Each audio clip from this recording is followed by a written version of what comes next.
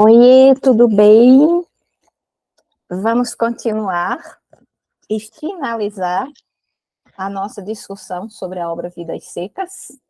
Eu sou Ana Catarina, sou professora de língua portuguesa, e hoje nós vamos para a parte 2 dos capítulos. Na última aula, nós comentamos os 7 primeiros capítulos, com fragmentos textuais, exatamente retirados da obra de origem, e hoje faremos os mesmos com os 6 capítulos finais, dando, assim, encerramento a essa parte teórica acerca da obra Vidas Secas, do alagoano Graciliano Ramos. Capítulo 8, festa. Há uma festinha, eles estão trabalhando na fazenda, e há uma festinha ali no vilarejo, no arraial próximo. Em geral, essas festas são de cunho religioso, né? Então, são festinhas pequenas, mas são festinhas muito representativas ali para quem mora pertinho, quem mora no vilarejo. Mas eles destoam nessa festa, né?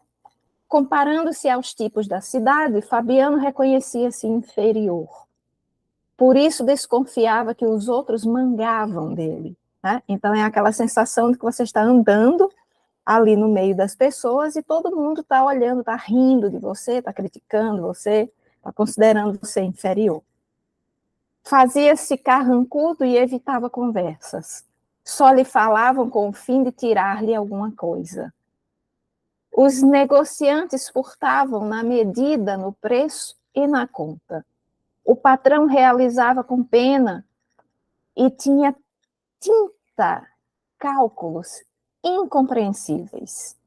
Da última vez que se tinham encontrado, houvera uma confusão de números, e Fabiano, com os miolos ardendo, deixara indignado o escritório do branco, certo de que fora enganado. Todos lhe davam prejuízo. Os caixeiros, os comerciantes e o proprietário tiravam-lhe o couro, e os que não tinham negócio com ele riam, vendo-o passar nas ruas tropeçando. Por isso Fabiano se desviava daqueles viventes. Sabia que a roupa nova cortada e cozida por Sinha Terta, o colarinho, a gravata, as botinas e o chapéu de beata o tornavam ridículo, mas não queria pensar nisto. Então, assim como Fabiano, também Sinha Vitória, também as crianças, com essa roupa, né, eles não cabiam naquele lugar. E é nessa ocasião que a Sinha Vitória, ela coloca um sapato, e ela não sabe andar com o sapato, e parece um papagaio, né? E o Fabiano vai dizer que ela parece um papagaio.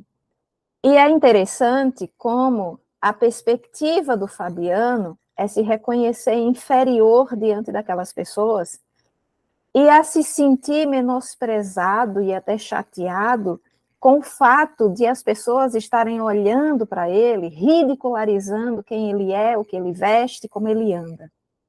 Mas é uma ridicularização que ele faz para Sinha Vitória, né? Porque quando você não consegue ser alguém dentro do seu ambiente, é muito natural que a opressão que você recebe, você reproduza. E com quem ele vai reproduzir? Com quem supostamente estaria inferior a ele dentro de uma sociedade patriarcal, que é exatamente essa figura da mulher, a figura feminina. E ele vai se fazendo carrancudo, e outra coisa que a gente também observa é que quando você sente que você não é bem-vindo num determinado local, quando você sente que a sua presença incomoda ou que a sua presença é alvo de piada, é muito natural que a partir de então, essa desconfiança, até por ter gerado um pequeno trauma ou um grande trauma, faça com que você, em outras situações, ainda que as pessoas não olhem, você se sinta acuado e você sinta que as pessoas estão olhando você daquela forma.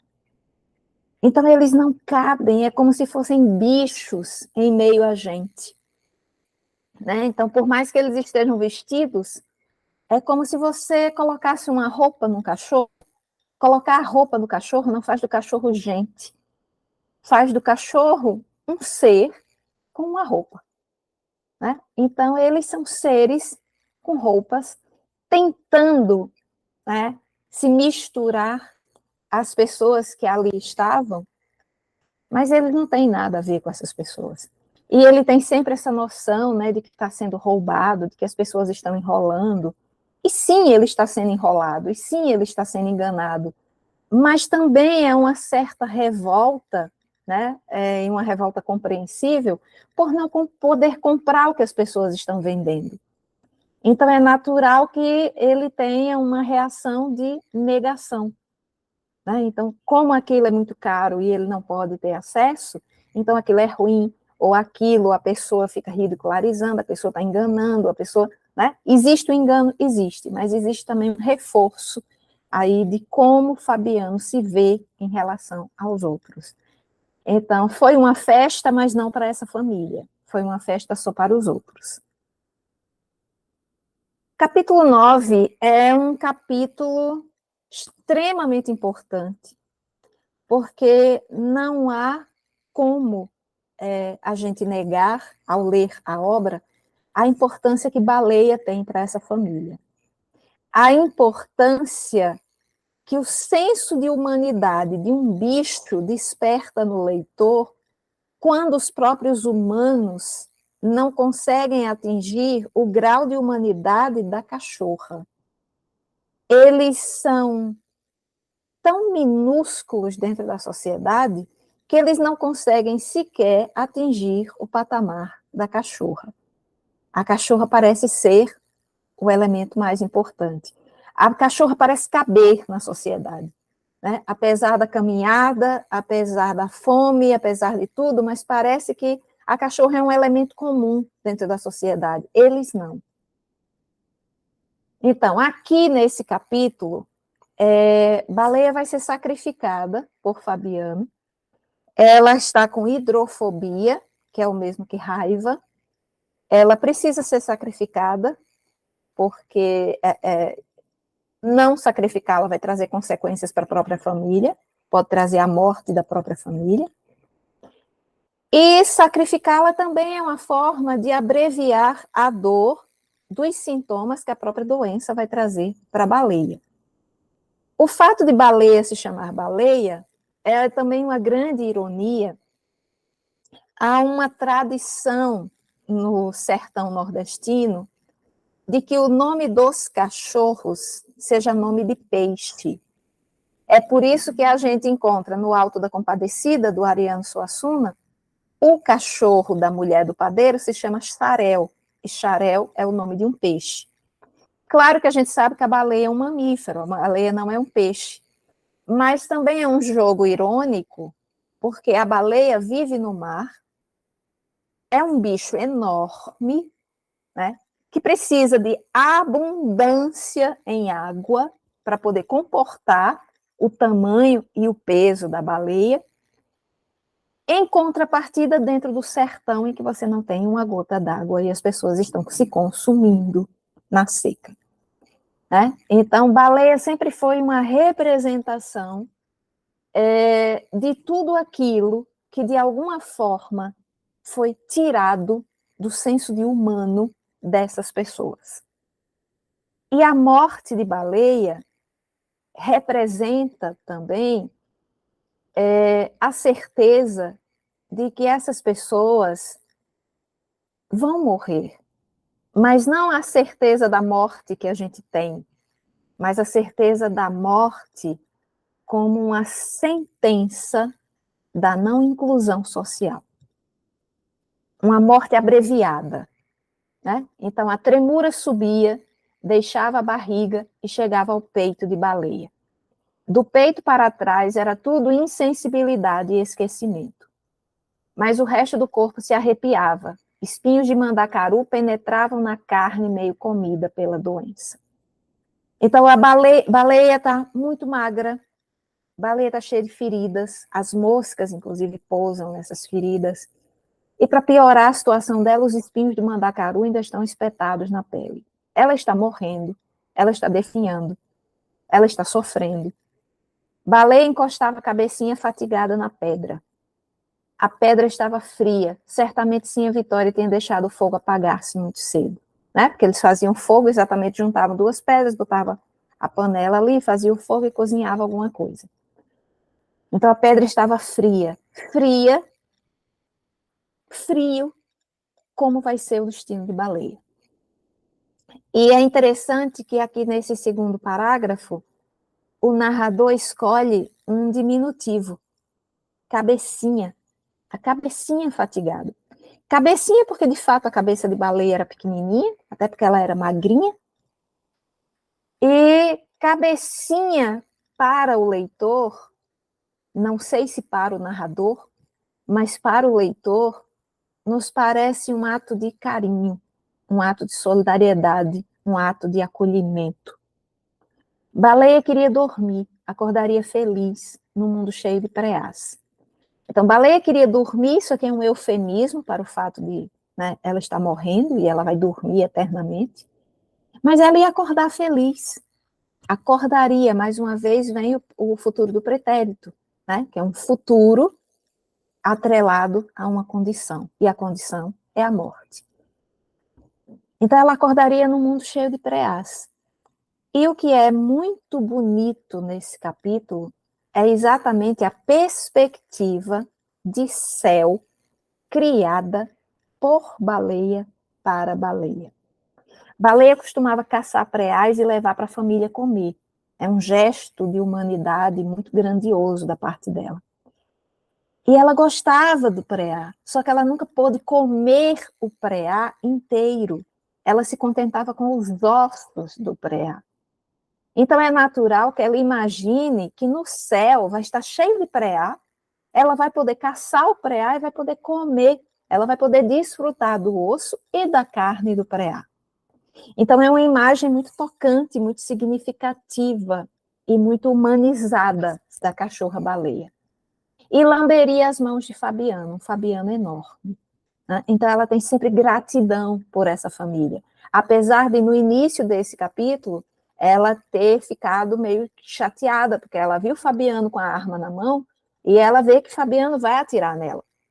Mas depois ela entende que o tiro que Fabiano quer dar nela é um tiro de misericórdia, é um tiro para amenizar a dor e o sofrimento pelo qual ela está passando.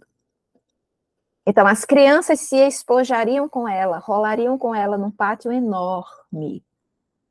O mundo ficaria todo cheio de preás, gordos, enormes.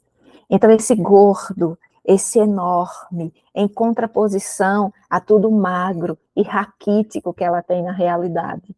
Né? Então, lá na fantasia, lá nesse céu, lá nessa imaginação, ela vai ter tudo que ela não teve no mundo real.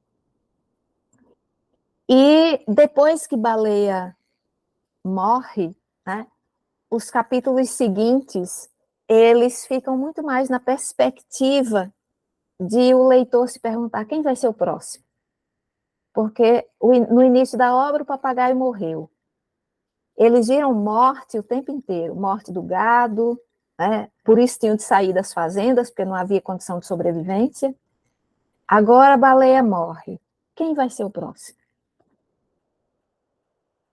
Capítulo 10, Contas, que é um capítulo em que Fabiano se sente indignado, porque ele percebe que está sendo enganado, que ele está sendo roubado pelo patrão, mas ele não tem o que fazer, porque como ele não tem nenhum protagonismo da sua própria história, como ele não é protagonista da própria história, como ele não é protagonista social, ele tem de se calar, ele tem de se resignar, porque não há outra coisa a fazer senão isso. Na palma da mão as notas estavam úmidas de suor. Desejava saber o tamanho da extorsão. Da última vez que fizera contas com o amo, o prejuízo parecia menor. Alarmou-se. Ouvira falar em juros e em prazos.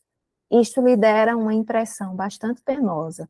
Sempre que os homens sabidos lhe diziam palavras difíceis, ele saía logrado, né? Saía enganado.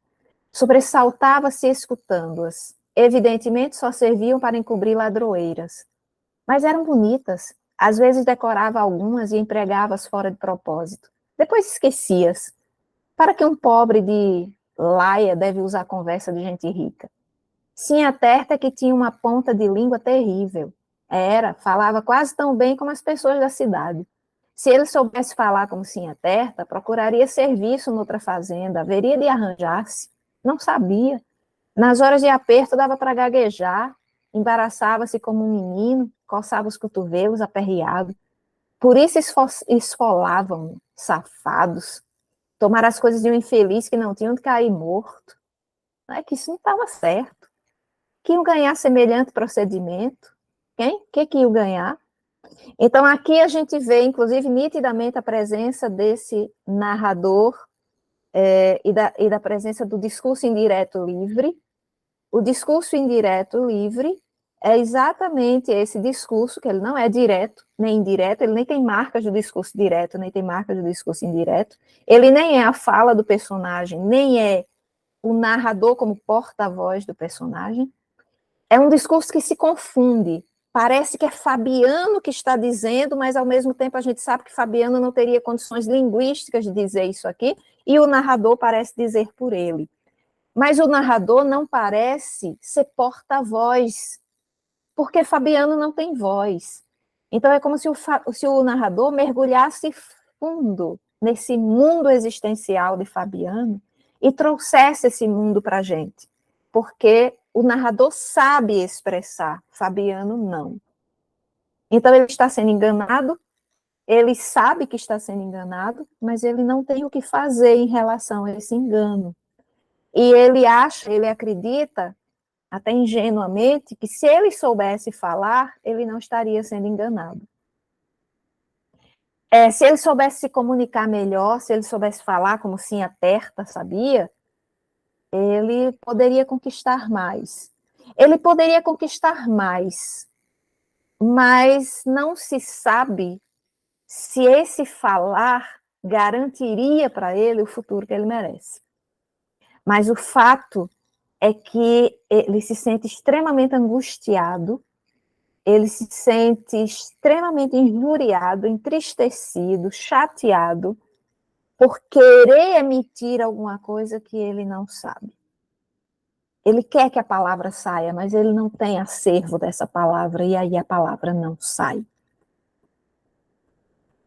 Capítulo 11, o Soldado Amarelo. Vamos nos lembrar que foi esse soldado amarelo que colocou Fabiano na cadeia, injustamente, no capítulo Cadeia. E aqui esse soldado amarelo volta, né? Aprumou-se, fixou os olhos nos olhos do polícia, que se desviaram. Eles se encontram na caatinga. Um homem, besteira pensar que ia ficar murcho o resto da vida. Estava acabado? Não estava. Mas para que suprimir aquele doente que bambeava e só queria ir para baixo? Inutilizasse por causa de uma fraqueza fardada que vadiava na beira e insultava os pobres? Não se inutilizava, não valia a pena inutilizar-se, guardava sua força. Vacilou e coçou a testa.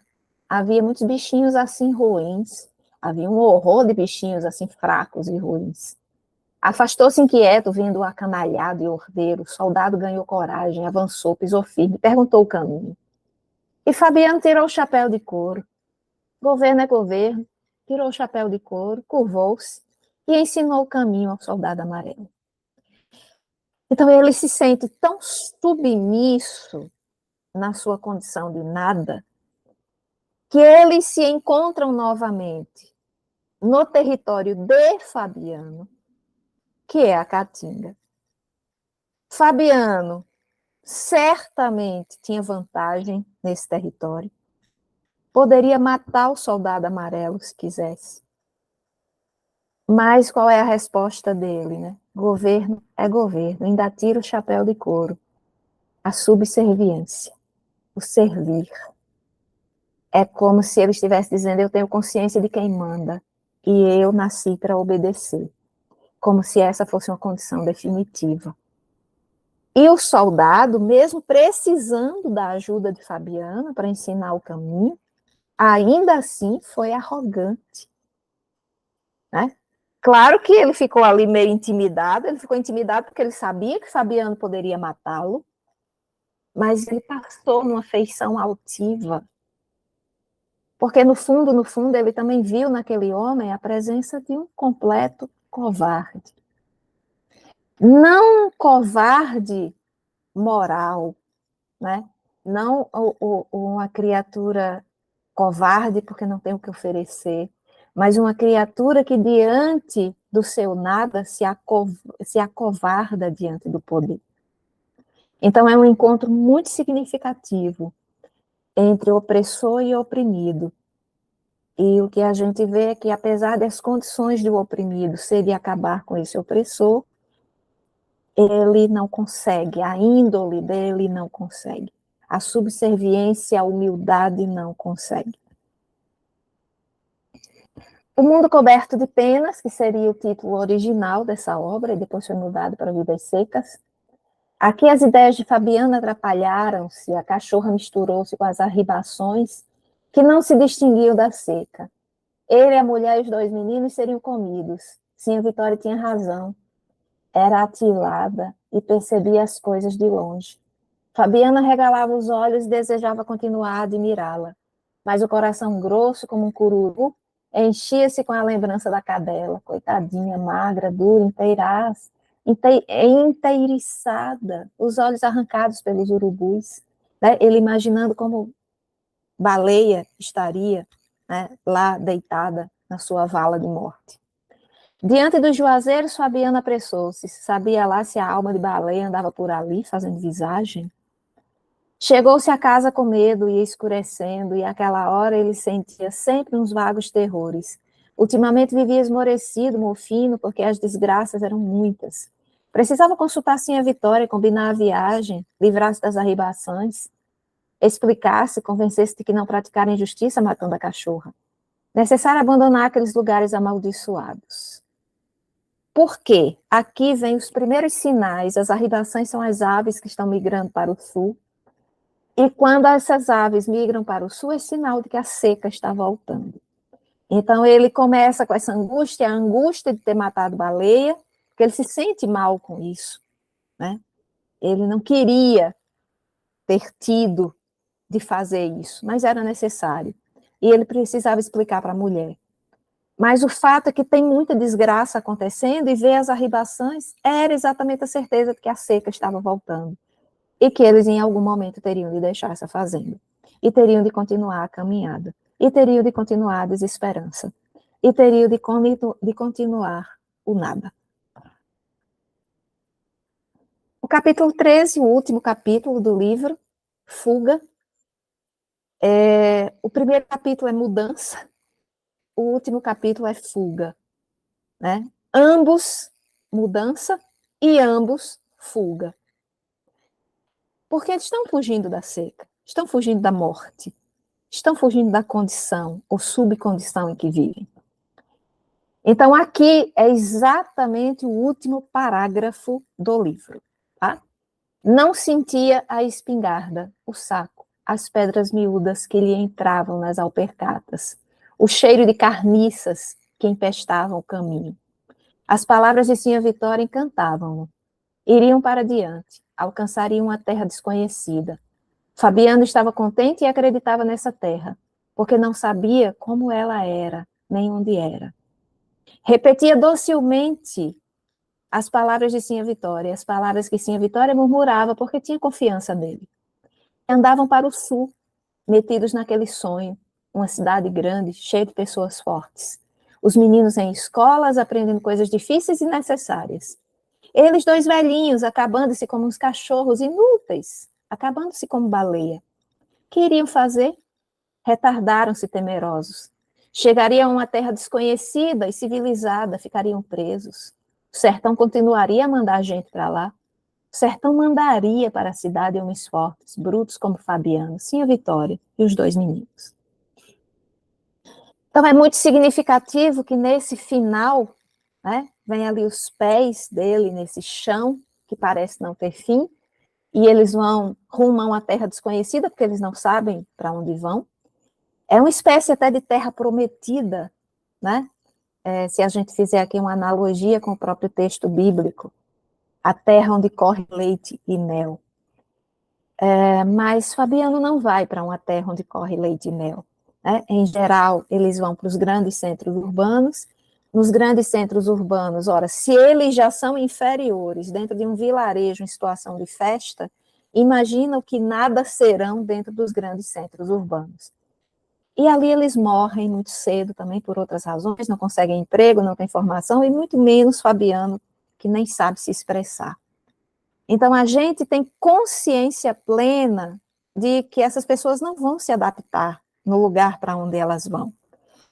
E a gente também tem consciência de que talvez elas nem cheguem a esse lugar. Talvez elas morram no meio do caminho. Quem vai morrer primeiro? O menino mais novo? O menino mais velho? Fabiano? Sim, a Vitória? Quem vai morrer primeiro? Então, eles vão para o sul, que é exatamente a mesma direção que os pássaros, né, percorrem, metidos naquele sonho. Porque ainda é esse sonho infantil e meio que impossível que dá força para eles continuarem. É um sonho que não pode ser tirado deles, porque se esse sonho for tirado deles, eles morrem, porque eles não vão ter mais por que lutar. Então, eles lutam com esse sonho dos meninos nas escolas, né, aprendendo coisas difíceis, eles envelhecendo, inúteis, né, porque a velhice ainda hoje é considerada algo inútil, acabando-se como baleia. O que eles iriam fazer? Né? Então, chegariam a essa terra desconhecida, ficariam presos. Eles vão sair do sertão, mas o sertão não vai sair deles. Então, o sertão fica mandando para lá homens fortes, brutos, como Fabiano. Então, a gente não sabe o que vai acontecer e, ao mesmo tempo, a gente sabe o que vai acontecer. Né? É uma trajetória que, infelizmente, não termina, porque ainda hoje muitos e muitos estão seguindo a mesma saga. Então, vamos lá, analise as afirmações abaixo. Será um romance? É antes uma série de quadros, de gravuras em madeira talhadas com precisão e firmeza. Sim, é uma série de quadros. Inclusive, já vimos isso, que são capítulos completamente independentes, que eram contos publicados em jornal, que foram reunidos, acrescentados outros e se transformou num romance. Então, a 1 está correta. Construído como uma longa narrativa oral, o romance tem como personagem narrador Riobaldo, não. Inclusive, o Vidas Secas, o narrador está em terceira pessoa, nem é um personagem narrador, então a segunda está falsa. Terceira, com a análise psicológica do universo mental das personagens, que expõe por meio do discurso indireto livre, o narrador nos vai decifrando a sua humanidade embotada, confundida com a paisagem áspera do sertão, neste romance que transcende o regionalismo e seu contexto específico. Sim, totalmente correto. Emprestando dinheiro a juros, negociando de arma engatilhada no sertão, passando fome e sede, o protagonista consegue acumular algum capital e com ele, não o protagonista que é essa família, eles não conseguem isso, não tem nada a ver, 4 falsa. O tema do poema, bom, isso não é um poema, é um romance, então já no início a gente já percebe que a alternativa está falsa. Então, todas as afirmações que se referem à obra Vidas Secas de Graciliano Ramos estão relacionadas em 1 e 3. São as duas afirmativas que estão corretas. Tinham deixado os caminhos cheios de espinho e seixos, fazia horas que pisavam a margem do rio, a lama seca e rachada que escaldava os pés. Sim, a Vitória distraiu-se olhando os xique-xiques e os mandacarus que avultavam na campina. Um mormaço levantava-se da terra queimada. Estremeceu, lembrando-se da seca, o rosto moreno desbotou, os olhos pretos arregalaram-se. O texto é um trecho da obra Vidas Secas, de 1938, sobre a qual é incorreto afirmar. Então, vamos primeiro para as alternativas que são corretas. Algumas das personagens são Sim, a Vitória, Fabiano, Baleio, Soldado Amarelo. Sim, correto. O autor descreve a realidade a partir da visão amarga do sertanejo, associando a psicologia das personagens com as condições naturais e sociais em que estão inseridas. Sim, correto. Focaliza uma família de retirantes que vive numa espécie de mudez introspectiva, em precárias condições físicas e no estado degradante de condição humana. Sim, correto. Então, o que é incorreto? Apesar desses personagens da história viverem no sertão nordestino, boa parte da trama se passa em São Paulo, que é o destino da maioria dos retirantes. Não, a trama inteira se passa no sertão, ok? Então, esta é a incorreta. Baleia queria dormir, acordaria feliz num mundo cheio de preás e lamberia as mãos de Fabiano, um Fabiano enorme. As crianças se espojariam com ela, rolariam com ela num pátio enorme, num chiqueiro enorme. O mundo ficaria todo cheio de preás, gordos, enormes. Sobre o trecho acima, é correto afirmar. Então, comecemos pelas incorretas. Há marcas próprias do chamado discurso direto, através do qual são reproduzidas as falas das personagens. Não, nesse trecho não tem nada de discurso direto. O narrador é observador, pois conta a história de fora dela, na terceira pessoa, sem participar das ações, como quem observou objetivamente os acontecimentos.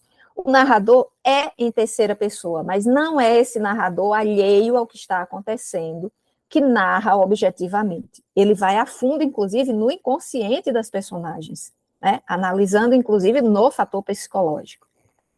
Quem conta a história é uma das personagens que tem uma relação íntima com as outras personagens. Não, quem conta a história é um narrador em terceira pessoa, não é uma das personagens.